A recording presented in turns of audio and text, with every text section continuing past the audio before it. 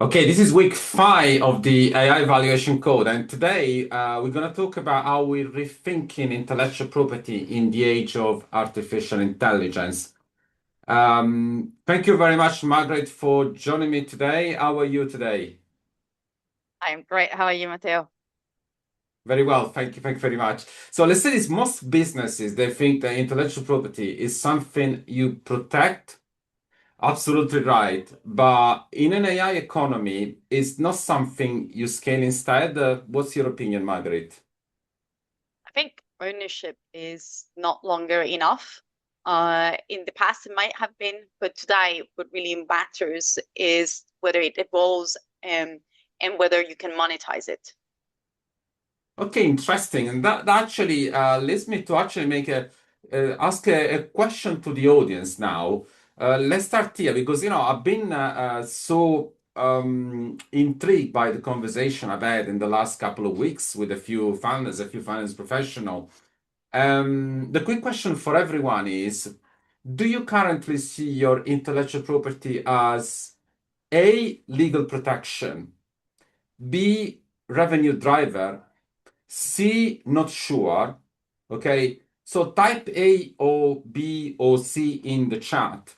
Again, A for legal protection, B, revenue driver, and C for not sure.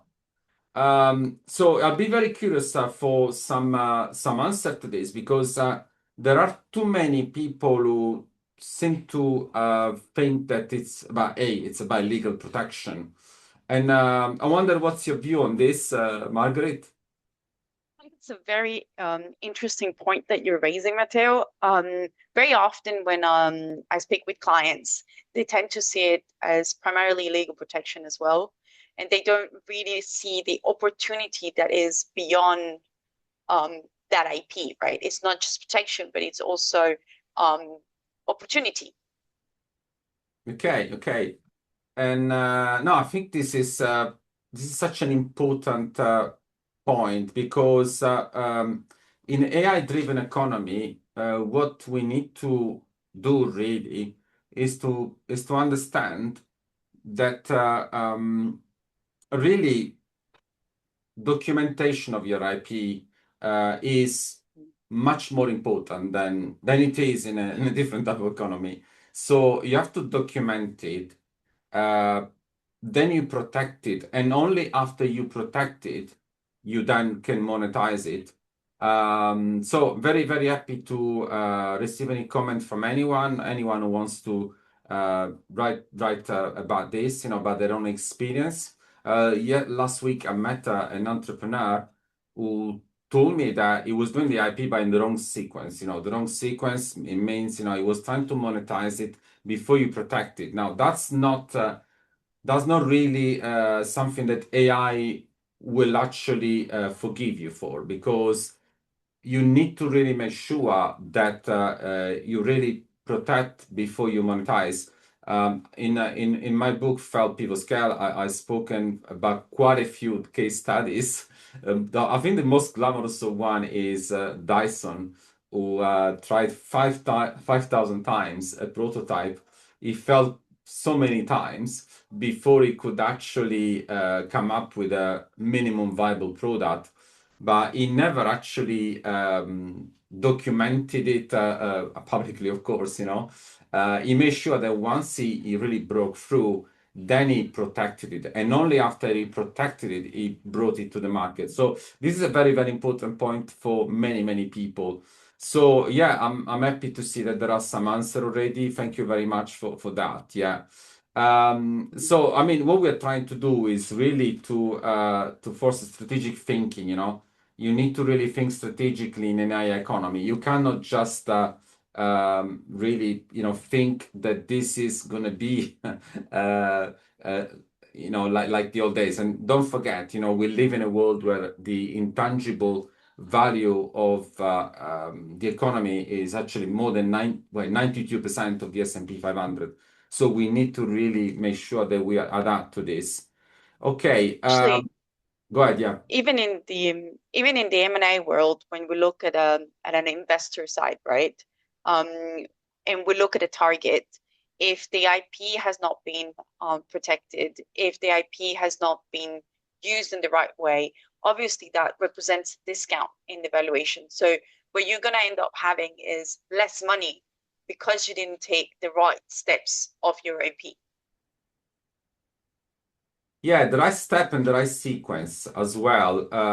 Let's remind the audience about the 5 steps needed. First of all, you need to identify your IP. Then you need to document it. If it's not documented, it doesn't exist. Then it's called codification. After codification, then you go ahead and protect it. That's when it becomes legal. But if you protect it and you don't link it to revenue, it's still useless, I'm afraid. Yeah. So you need to commercially embed it. Okay. So that's step number 4. And step number 5 is when you make it transferable. So what does it mean transferable? It means that the IP is 100% owned by the business. And by transferability, I also mean the business is not founder dependent. So you need to make sure that there is a real leadership team. There are people who can actually execute. In actual fact, IP should be at its very best executable by your management team in your business. Okay, so that's the overall goal as well. So, well, thank you very much for obviously for your collaboration, for your participation into this. I'm talking about the audience at this stage, you know. So let's make it very real. How many of you are really using AI today, but not owning the underlying data? Type yes or no. Yeah. So do you have ownership? Do you have ownership of the underlying data? Yeah, that's another big point for this. What do you think, Margaret? Yeah. I think a lot of people think they might have ownership of the data, which is very different to actually having it, right? Um, how would you differentiate the two? Well, again, it's about first of all not just documentation, but also the right contracts as well. Um, Say you need to have the right contracts in place so that you can prove to an investor, you can prove to a bank about the defensibility of your data. Is your data proprietary or is it just something that everyone else can find? And talking about AI all the time, do you actually are you able to say that AI is going to be is not going to be able to copy, you know, what you own? That's very, very important. So it needs to be data that is embedded in your business. You know, you can do the commercial embedding, so you can use it yourself for your own activity, for your own business.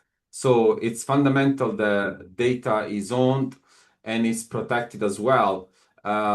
There's one particular aspect I see quite a few times that people underestimate in these economies is also about protection, IT protection. I'm talking about cybersecurity here. According to latest research made by a number of organizations, one of them is IBM. They actually, obviously, with the AI, the risk of cyber attack is so much higher than it used to be before AI, of course. You know, so AI can, you know, with AI, it's so much easier. And one of the things that we came out with this study is that each cybersecurity attack in general causes a damage of about $4.8 million to each company. Now, that's just the financial damage. What about the average, by the way? What about the you know, the other damage created to your business because you've been attacked? Yeah. So that's another thing to consider as well. You mean the reputational damage, right? We're talking about. Yeah, reputation damage, but not just that, you know, the leakage of data. How do you recover from that? Yeah. Mm, I we can't. It's very difficult. I agree. Um, So looking at the answers, thank you everybody for participating. We really like to have your input. The idea is to have a participative conversation with the audience. Yeah. Yeah, this is what again, this is where we have a disconnect between what many people still perceive. I'm talking about especially finance professional here.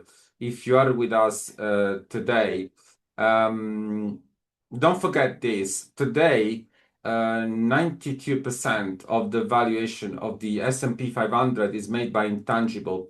This is based on a study made by Ocean Tomo Intangible Asset Markets. Now, what this means is that the old school, where you tend to look at financial statement and you tend to find comfort about the activity of the business, does not hold true anymore. Back in 1975, the value, the intangible value was 17% compared to 92% today. So what does it mean? This means that there's been a major shift in the economy. And unfortunately, our education system, they are not caught up with it. So today, algorithm, data, brands, they're worth a lot more than buildings, than machinery, than tangible assets. So this is where a new education is needed, and AI will actually force you to be much more professionalized. And don't forget about the fact that anything that has got a pattern can actually be executed by AI. So we need to think a lot more differently about how we become useful to a business in general. Becoming useful doesn't mean necessarily to be an employee. It may mean also to engage in a project, to be a consultant as well. That's a very clever point. I wanted to take advantage of now to pressure test it with the audience and do a little other poll. So if your product were to disappear tomorrow, what would still create value? Option A is your brand. Option B is your data. And option C is your system. Let me repeat the question. The options: option A is your brand, option B is your data, and option C is your system. Please type your answer below. What do you think the most common answer will be from your experience, Matteo? Okay, well, from what I've seen lately, the brand will be very popular as a question. Yeah. And it's not the wrong answer at all, because you have to create a brand. Absolutely. However, in AI economy, you cannot survive without system or without data. So really develop your brand, create your brand, but at the same time, you need data and system. Now, if there are solopreneurs today who are actually working on their own, this is not a trivial point for you. It's very important that you understand really what AI can do for you. By AI is not ChatGPT, is not Claude or Gemini, is actually using AI to scale what you do and what you can do better. Okay, so this is a fundamental point. Yeah. It's way beyond than just typing emails and improving your sales process or automating your sales responses. I think for me, from my experience, it's a combination of the three, right? So the brand, your data, your system, it's what creates value for an investor and what they're going to be willing to pay for, because it basically creates repeatability, it creates perpetuity, which again decreases risk, right? So an investor is exactly a combination of these three that they're going to be looking for. Yeah, I did a valuation for a solopreneur 2 weeks ago, And I remember it was stuck at an EBITDA multiplied by 2.5 valuation. Then we started talking about the very specific repeatability of what it does, the system it uses. The question is, do you own just time, or do you own a method that you can use most of the time with more than one customer? And that really opened up the valuation subject. So we are now engaging on really multiplying the EBITDA from 2.5 to ideally, let's see if we can reach 8 or 10. How do we do that? Well, effectively, we're not changing the business at all. What we're doing together is we are codifying the method. Okay. So what we are establishing here is understanding what is repeatable, what is the pattern that usually creates success in front of customer. Now, once that pattern is captured, then yeah, we're ready to go. That's what we're doing, and I hope that resonates with most of you. Very, very interesting point. And it's difficult sometimes when you are a solopreneur or a small company, you're busy with the day to day, and it's difficult sometimes to step back, right? But if you're looking at multipliers and if you're looking at the valuation of your company, there's no other way around it. If you don't have that visibility or that transparency with data, with your IP, etc., investors will just not invest in your business, sadly. Yeah, not only that, I would say on a commercial level, because solopreneur could develop, I mean, I'm talking about also very small organization here, could develop an intellectual property monetization tool that they are, generally speaking, not familiar with. Generally speaking, there's no education around this. It's about changing the mindset. So you've been selling your time, you've been selling some products, some digital products, probably. What's the pattern? What is the method that you can say you own, that you use when you deliver your product, when you deliver your service to a particular customer? So that's important. And I see this so many times. This is actually the hidden treasure in our economy, because many people are unaware. We own intellectual property individually ourselves. I personally own intellectual property in the same as you, Margaret. You own intellectual property. You are obviously an M&A, for example, M&A expert. So you have M&A intellectual property, let's call it like that, but not just M&A, of course, because you don't just concentrate on M&A. Now, what's the pattern? That's the question for the audience. What's the pattern that you can use, that you can identify so that you document it, and then it becomes really your asset. You own an asset now. That's what's going to make you wealthy. Absolutely. It's basically, if you're not using it, it's missed revenue. Missed revenue, missed wealth, This is why I would like to invite really finance professional to really think about this. You don't really create wealth by creating a reporting financial statement. You create wealth by designing the future. And in an AI-driven economies, intellectual property needs that thought. You need to design the future. So that you can design the right revenue streams as well. Okay, so what I was thinking about this. I mean, this question really prompt us really to have further discussion really, because let's say this. One question that usually comes to mind is how many people are really sort of safeguarding the data, as we were saying before, as they actually thinking about algorithm as well, how they are, for example, presentable to discoverable, let's call it like that, by AI. So that's something else that is very interesting to hear the audience about. Feel free to write your comments on this as well, because in this kind of economy, I mean, where you used to be found by Google, of course, you still want to be found by Google. You need to Google your name and find out what they say about, but what you do to ensure that you're discoverable by everyone in this planet, really. Absolutely.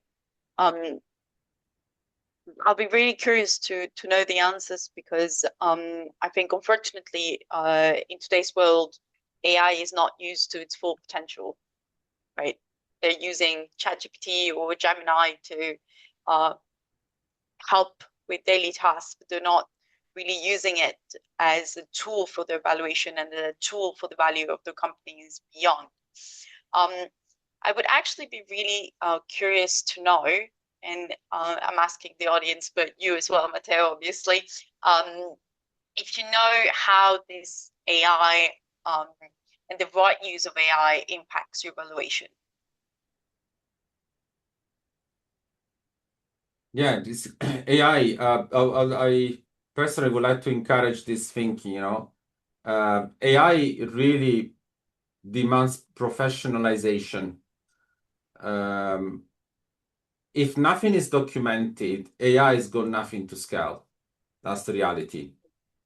I'm actually at the moment working on very large implementation of an AI agent in financial services, and what we tend to find is that to implement AI to scale your business, you need to have real discipline in documenting what the business does. Okay. The example is how do you collect cash, which is something I'm working on at the moment. Yeah. So if, for example, you don't have discipline in collecting your customer data, if, for example, you don't have the right email address, yeah, if you do not have the right legal name in your customer database, you're unable to instruct AI to do what you want AI to do. So this is why I have actually written one or two articles about this, about how AI risks really to make founder-centric businesses very, very weak, if not uninvestable. Now, today, to be AI ready is to be investor ready. So if you're not professionalized, you need to really think about being professionalized before you approach a bank, before you approach an investor, or even, I dare to say, before you approach a customer. So make sure that this is actually your starting point with AI. Absolutely. And I think it's something that needs to be implemented from the start, right? It's never too late to implement it, but it's easier when things are less complex. It's easier to start documenting from when the company is small than trying to document a company that is already extremely large across a lot of countries with a lot of informalized decision making and processes. So then it's a lot more complex, and we've seen examples of these in some of the biggest failures in businesses, right? Volkswagen is an example, and they put billions and billions into creating a system that eventually doesn't manage to solve the problems because it's too complex to begin with. Yeah, it's fair to say that AI will not forgive you if AI-driven economy as well, of course. You're not talking about AI as a subject, AI-driven economies will not forgive you if you do not professionalize as early as you can professionalize your business. Gartner said that 40% of AI projects will fail because of that. The other 60% will actually beat your business if you're part of that 40%, because they will be in a position to scale while you suffer. So it is not a trivial question for many. For many business, it's really potentially about existence. It's about really competing with the business that are just chasing the same market as you are. And capital markets are signaling this so well or now.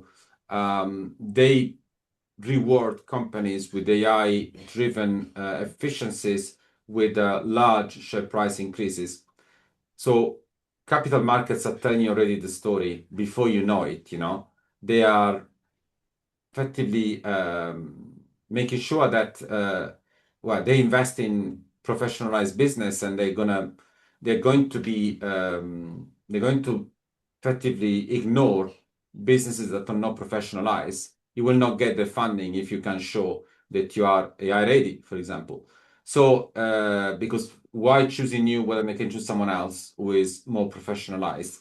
So this is a wake-up call for many. So make sure that uh, you professionalize, you obviously discipline in data, discipline in contracts, standardize your contracts, making sure that you have the right leadership team in place as well, and global positioning as well. Don't forget, because AI has broken all the barriers now.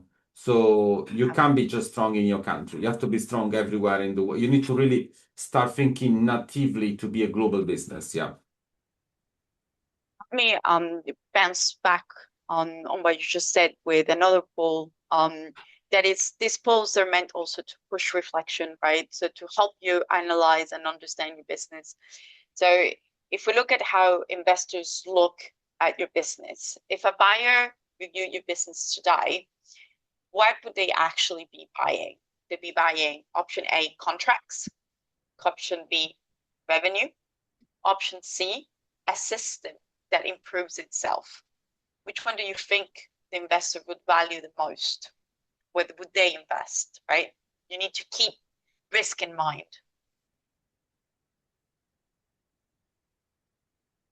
Very interesting, this one, because you said A, contracts, B, revenue, or a system that improves itself. And many people will say revenue. And it will be the wrong answer, I'm afraid, because investor will not just buy revenue. Investor will buy systems and contracts. And your contracts should be, if possible, as standardized as you can. You don't just write a new contract for any new customer or ad hoc. You may do because your business requires you to do that. Absolutely fine with that. However, the more you seek an effort to standardize, the more you become investable. It's a very good point. From my experience, businesses that are not systemic or systemized are very difficult to integrate. And in the eyes of an investor, that's additional risk, because it means that it will take longer to integrate the two businesses, and that is time consuming, and it's also very expensive, because it means additional resources. It means you're using two systems, etc., etc., etc. So you need to keep in mind that the simpler and the more systemic your business is, the easier and the more attractive it will be for investors. Yeah, indeed. And we'll say, how do you apply to this? Well, let's say, for example, that you have an AI solution for a business. Yeah.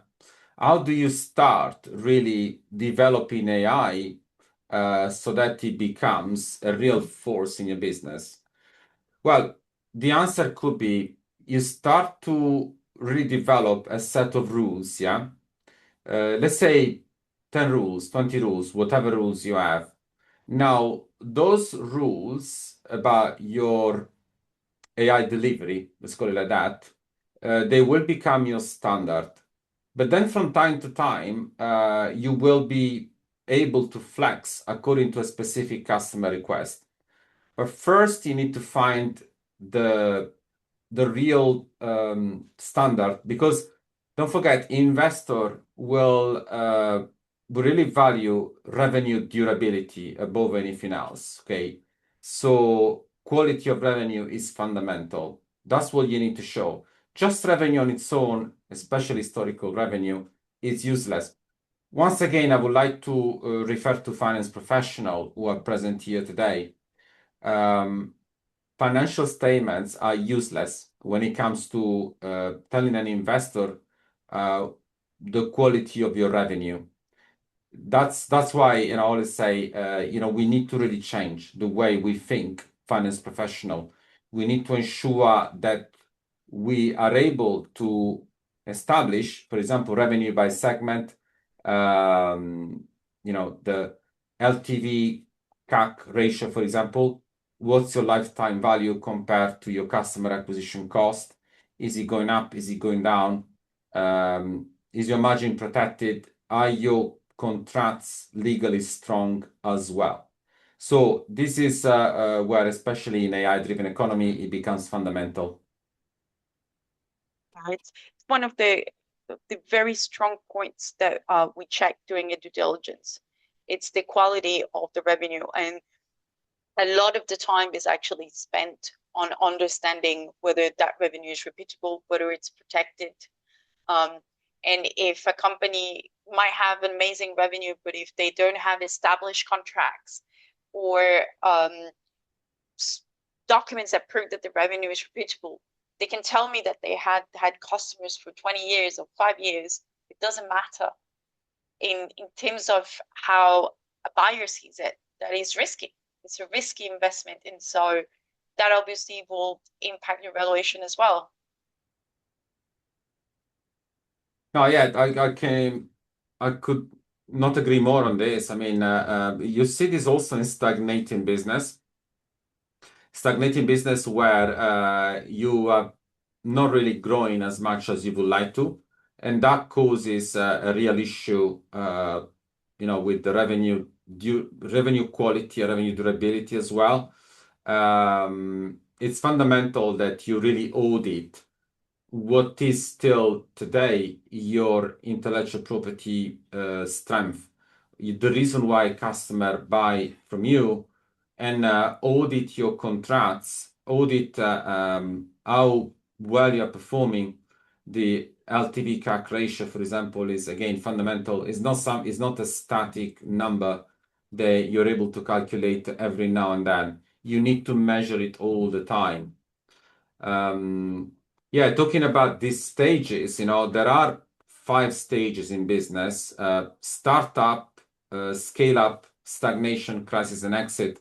And I talk into great lengths about these 5 stages in Fail, Pivot, Scale, the book that was published last month on the 1st of March. I would take really a moment now to share a trailer for this book. I hope you will enjoy it, and we will see you in about 90 seconds from now. Thank you very much, and we'll see you shortly, Margherita, as well. Thank you, Matteo. Thank you.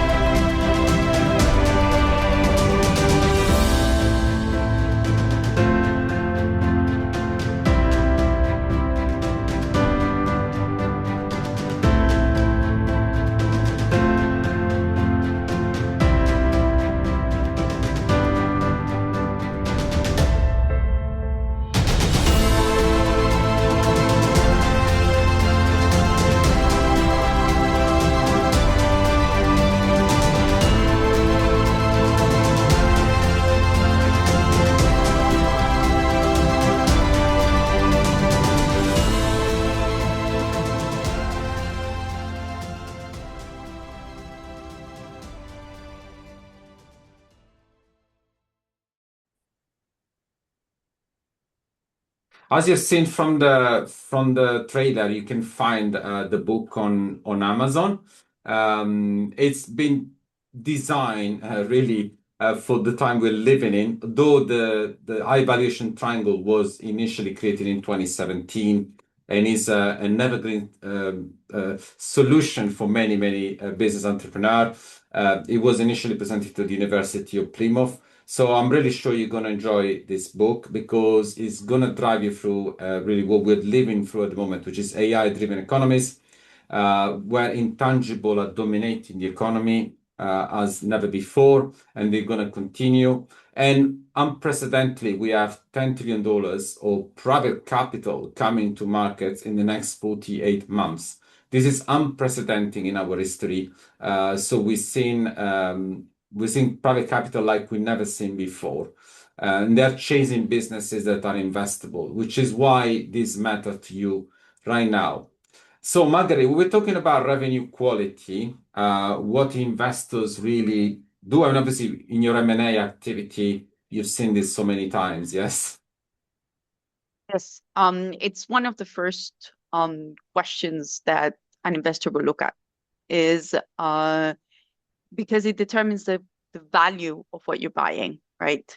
So we're talking about contracts earlier. I also wanted to, because I've had this conversation so many times with sellers, invoices are not contracts. You can show me all the invoices that you want, but it doesn't mean that revenue is repeatable. So doing a due diligence, what you will expect is having to show basically all your contracts. And as Matteo was mentioning before, the more systematic, the better it is. So it's an essential question. If your revenue is not repeatable, investors will just step away. And again, this is why financial statements will not help because they will tell you what's happened in the past. You could have two businesses with the same results, but one is go durable revenue, defensible revenue. The other one is go ad hoc revenue. Same financial statement, completely different valuation, completely different opinion from banks, from investors, and also from customers as well. Because usually when you go revenue durability, you tend to sell value to your customer. You don't sell time. And I'm also referring here to small businesses and solopreneur as well. So yeah, I just wanted to now potentially delve into another point. It's about discipline with the data.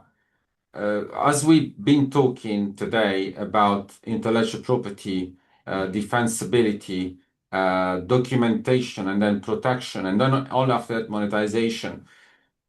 And we said this, I mean, this is quite clear. Professionalization is so fundamental. I have a question for the audience now.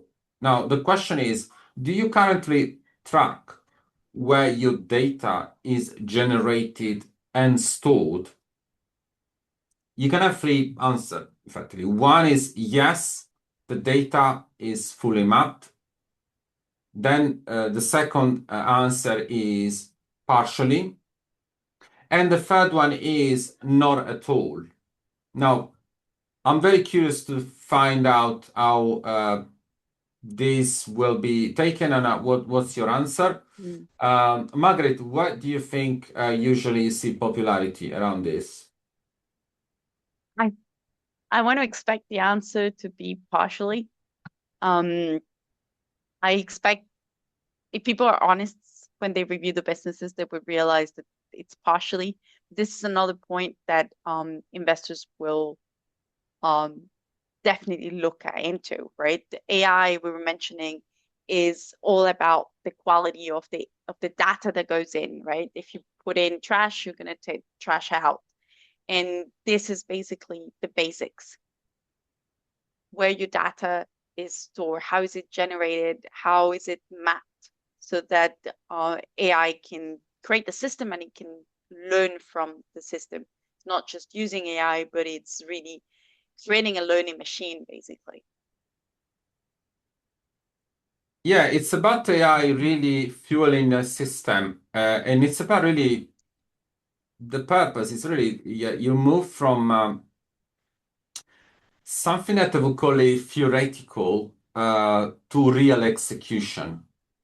And trust me, I see so many times. This is where so many businesses are going execution gap. They go great strategies everywhere, but execution is rare. So this is this is to me one of the main question about discipline, question about consistency.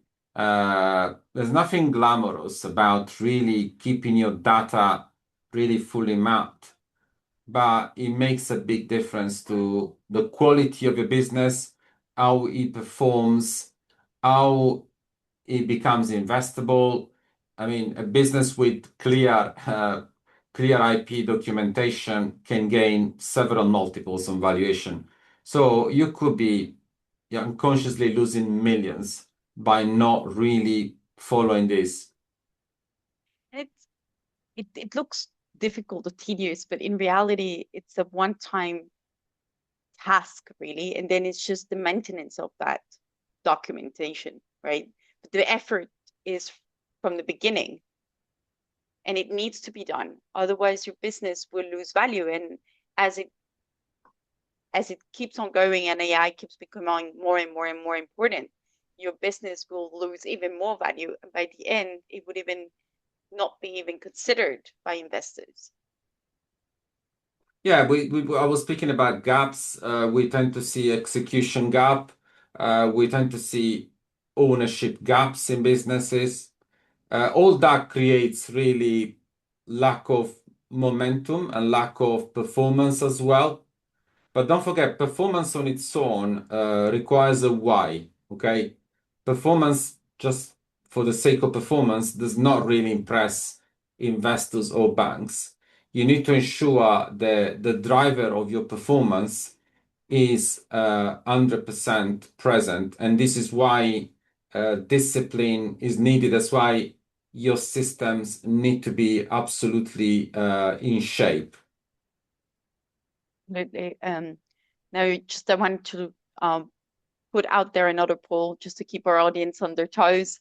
Um, if it's a financial strategic question, because for our finance audience, if you had to sell your business within the next 12 months, what would you try to improve first? Option A would be the revenue growth.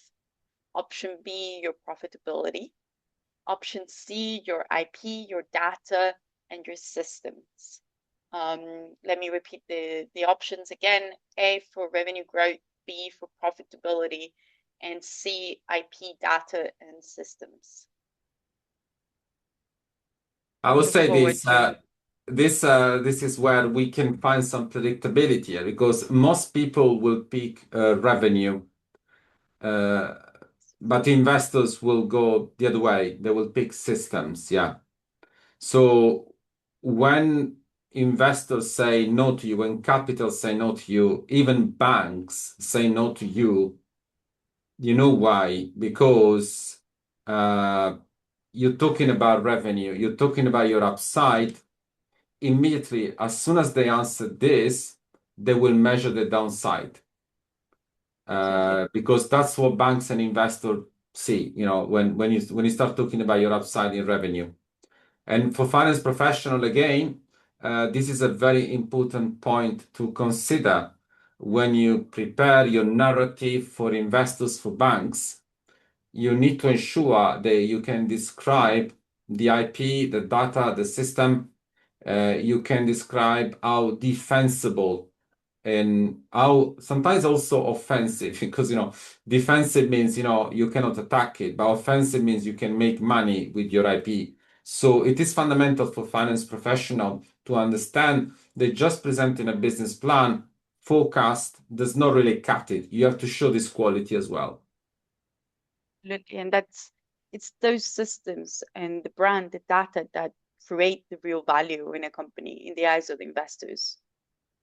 It's Mhm. not the revenue. The revenue, they can grow it, they can um, there's always solutions for creating more revenue, but the IP, the systems, the data, that is the intrinsic effort, and what really remains and what creates that perennial lower risk solution that investors are looking at. For capitals to say yes to you, you have to create something that many people think it's probably boring, but it's what you need. It's called predictability.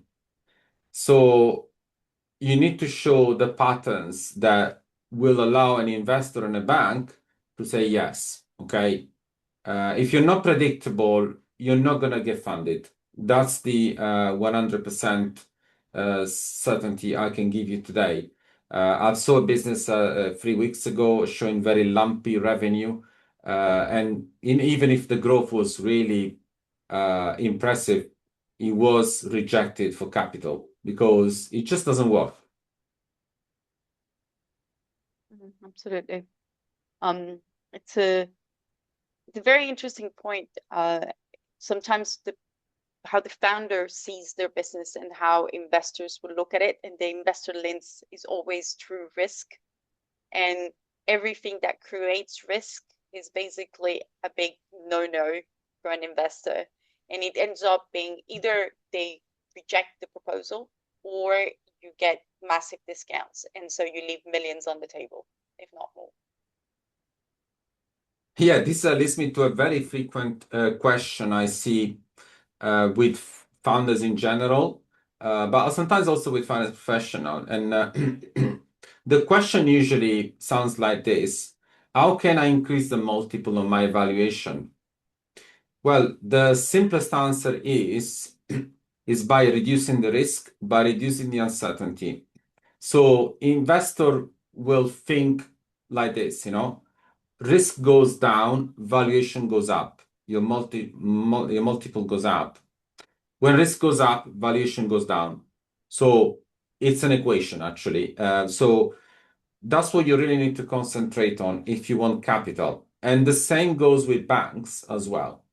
The moment the banks they see uncertainty or risk, they will not give you capital, or will they give you a much worse condition than they would have done it. This is why financial intelligence is a non-negotiable when you really are dealing with capital. So make sure you understand this, and this is also part of the moment we're living in. I was saying before about an unprecedented wave of private capital markets coming to us. So this matters right now because it's happening right now. There are 10 extra trillion dollars moving into our economy, looking to invest in businesses. And the minute you do not show that you are prepared, you're going to be rejected. Abundance of capital does not mean at all that it's going to be easier. In actual fact, if you know how capital behaves, the capital is going to be even more selective. Entirely agree.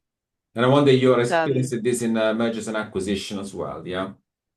Absolutely. The companies that are risky, they don't get invested in, or they don't get bought at all. As soon as there's too many red flags like inconsistent revenue, buyers would tendency walk away during the due diligence. Well, indeed, yeah. I want to open this up. Sorry, go ahead, Margaret. No. Sorry. Go ahead, Matteo. Yeah, I want to sort of open this up and obviously drop your question in the chat.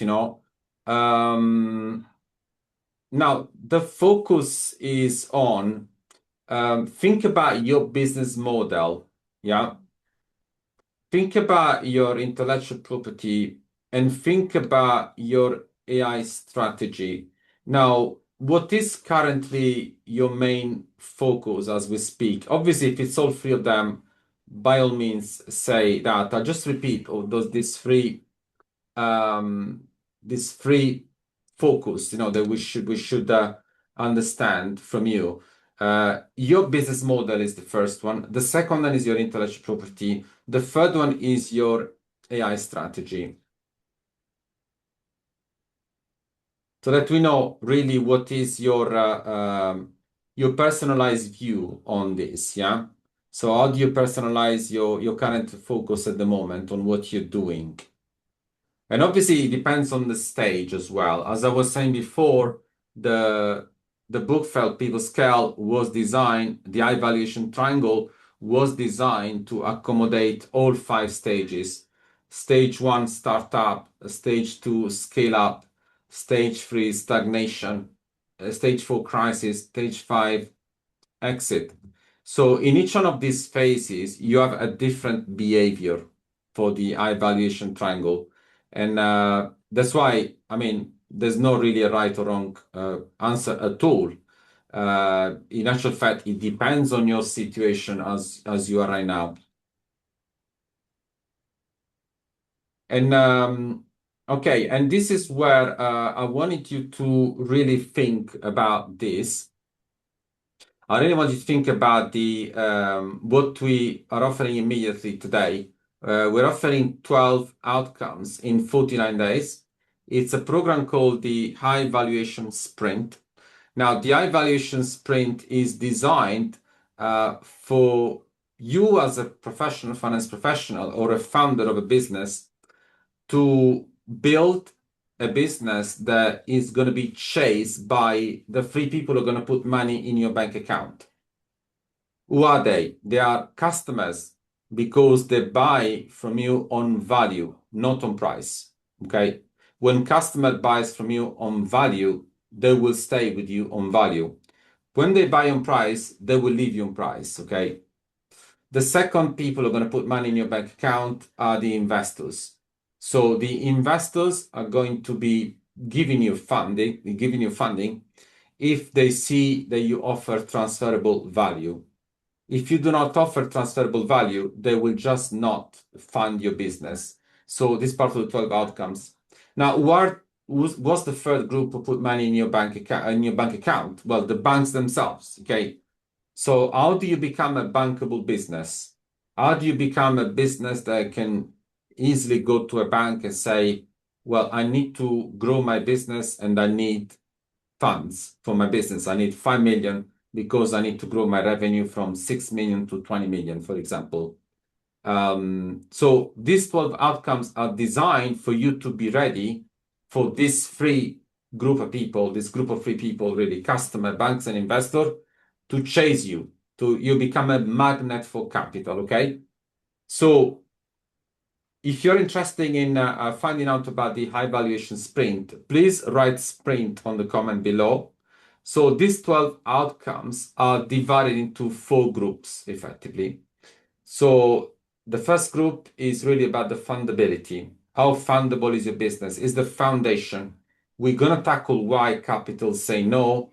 We're going to tackle about why your revenue architecture is not right, as we've been discussing today with IP.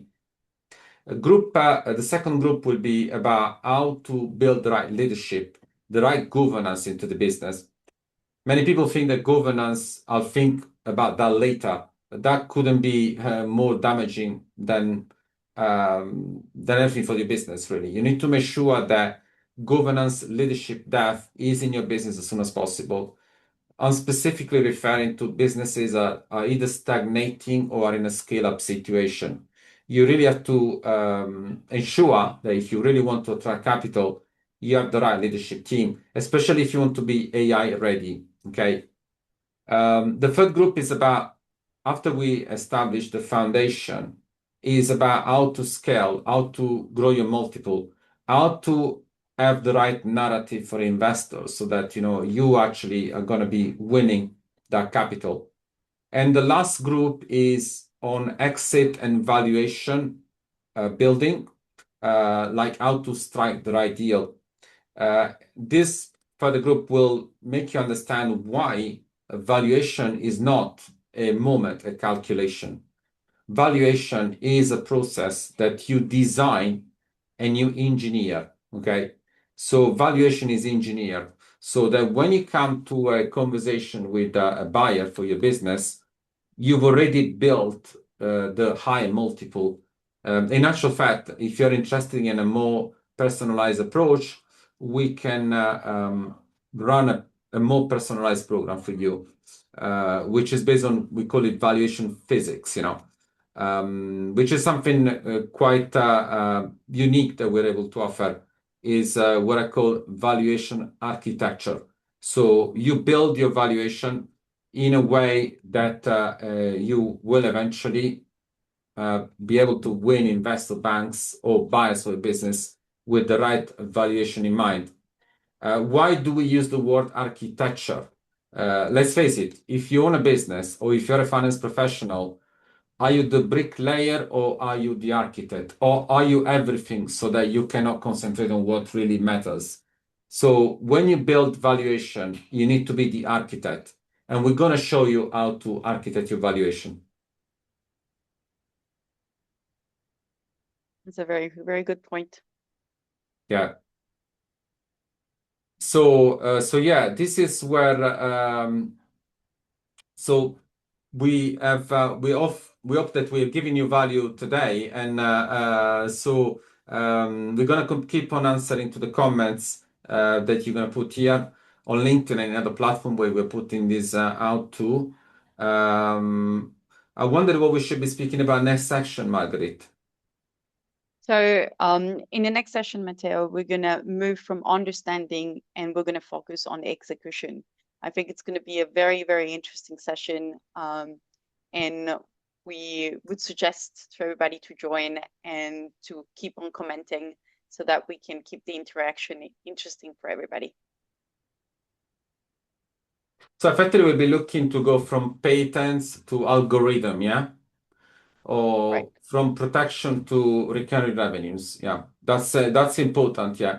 Because as we said today, there are 5 phases in IP, but you need all 5 of them. You can't just say, I'll do one and I'll be done. So I really enjoyed this conversation with you, Margaret. Thank you so much for this, yeah. Thank you, Matteo. Have a lovely day. Thank you. Thank you. Bye to everyone.